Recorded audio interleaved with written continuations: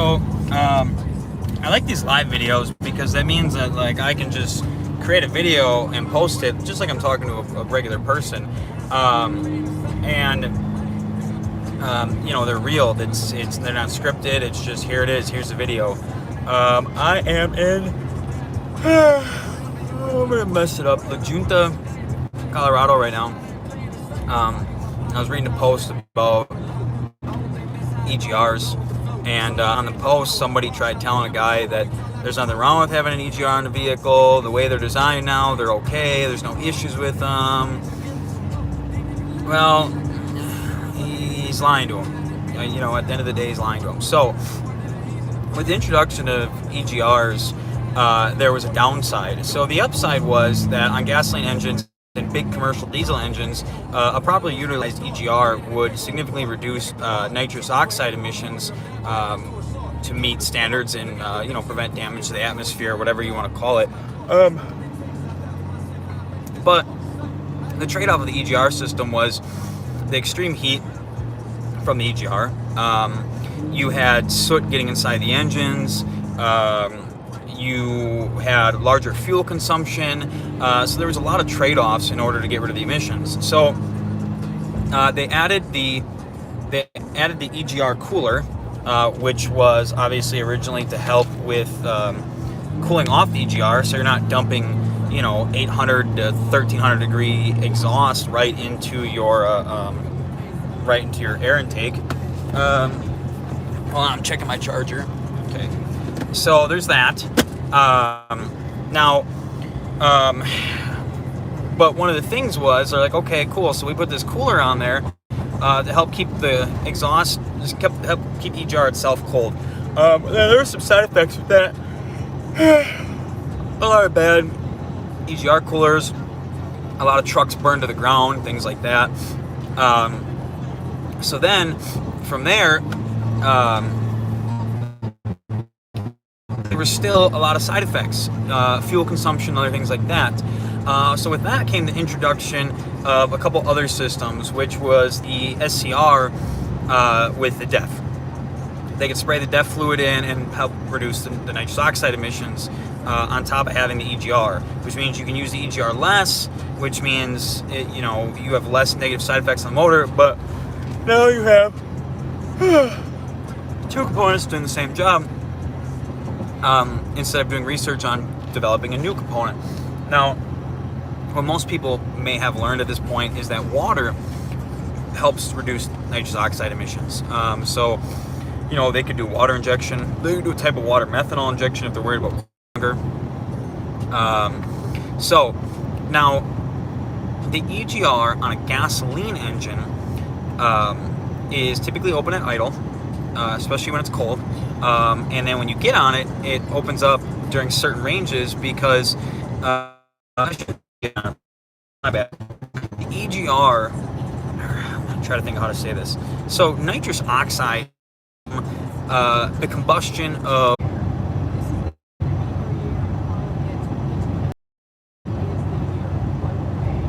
I'm literally in a city and my server's keeping. So the benefit of running lean is you get better fuel economy.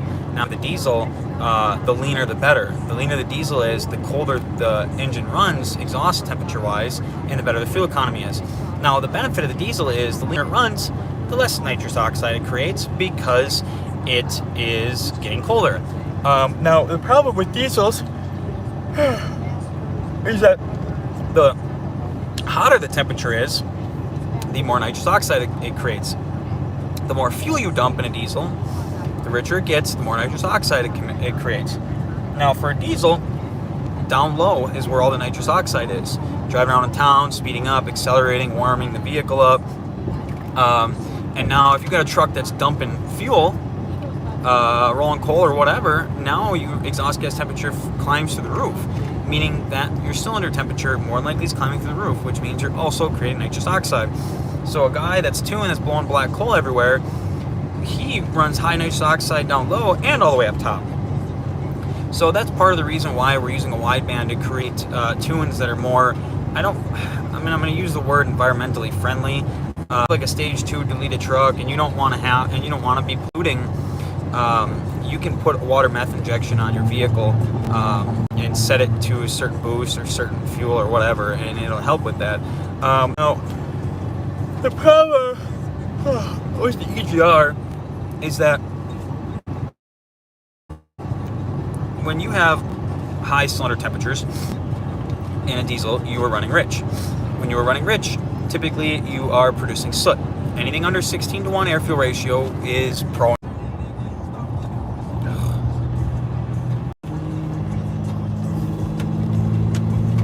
So maybe going live wasn't the best idea with this video because Colorado seems to not have cell phone service at all. And now I gotta pass people. So anyway, so the EGR, your exhaust, your EGTs are high, you're producing extra fuel.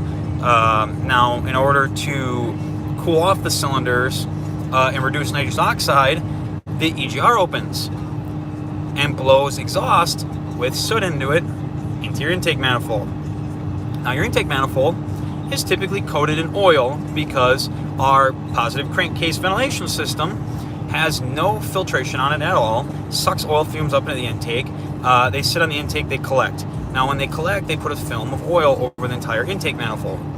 The problem with that is that when you blow soot into the intake manifold, it gets stuck to the oil and it builds up, and over time it will completely shut your motor down.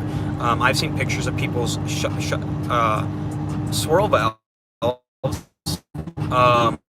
completely shut or open, all kinds of stuff. Cracked intake. The compliant tuning is you're gonna end up with EGR shit inside your intake manifold. Now, whether it's gonna be right away, whether it's gonna be later, we don't know. But the EGR on a vehicle is absolutely not good for the vehicle. And if the industries were smart, they would find a better way to get rid of the nitrous oxide emissions other than slapping on a piece of equipment that recirculates garbage air. So if somebody tells you that, oh, it doesn't matter, just keep the EGR on your vehicle, no, do not listen to anyone who tells you that the EGR is beneficial to the vehicle. The EGR is beneficial to the environment. Now, how it benefits the environment is it wastes more fuel, which kind of negates the purpose of everything because we're sucking more fuel out of the earth, so we're still wasting energy. So it wastes more fuel. It makes your motor not last as long, and it's all kinds of crap. So when it comes down to it, you can have the EGR tuned out. You can have the EGR modified so that it's used less often. You can have the DEF modified so it's used more. You can have your DEF modified so that it doesn't test the fluid consistency, so that way you can run water, which means you can shut the EGR off, turn the DEF way up, and then just use water injection. There, your nitrous oxide emissions are gone, and your exhaust is getting cleaned out, and your EGR is gone. Win-win, right? With all that being said, I highly recommend a catch can to help with the oil issue. You know, there's a lot of other stuff here, so stay tuned for more videos. I'll probably come up with some videos, more videos on the trip today. The dyno, we're waiting on the dyno to be finished, set up and calibrated, and then we're going to start doing a hell of a lot of tests, starting with that bigger factory turbo when I get it back, starting with a downpipe that hopefully CFT is going to be finishing for us here soon, which at that point we're going to run a 4-inch exhaust from the front all the way back. We're going to be testing the CFT intercooler out. We're going to take the truck stock, or not stock, we're going to take a truck that's deleted, slap it on the dyno, run stock power to get a baseline, run our full tune that we ran on our original dyno, get a baseline, run our current, get a baseline. Then we're going to go back through and we're going to run all of those tunes again with the CFT intercooler on it. Then we're going to have a bone stock truck come in, get a baseline with all the emissions equipment on it. And then we are going to swap my turbo out, and we're going to run my turbo with all stock intercooler with all the same tunes again. Then with the CFT intercooler, all the same tunes again. Then we're going to put one in a stock truck, and we're going to run it on a stock tune. Then we're going to run it on a like a compliant tune. So we're gonna be on the dyno for freaking forever doing all this stuff. But the benefit of it is we're gonna have dyno sheets for everything that we sell and everything that we do. So we'll be able to flat out show you, plain and simple, like, hey, like you buy this part, this is the combination you're gonna get with it. So yeah, I'm gonna end this video here. Like I said, I'll probably get bored in another hour. I'll probably post another video. And I'd like to apologize for anyone that's been following me for tuning, that I haven't been posting a lot of tuning videos lately. So if you do watch this video and you need me to post some more tuning videos, send me a recommendation of what you'd like to see and I'll make a video of it.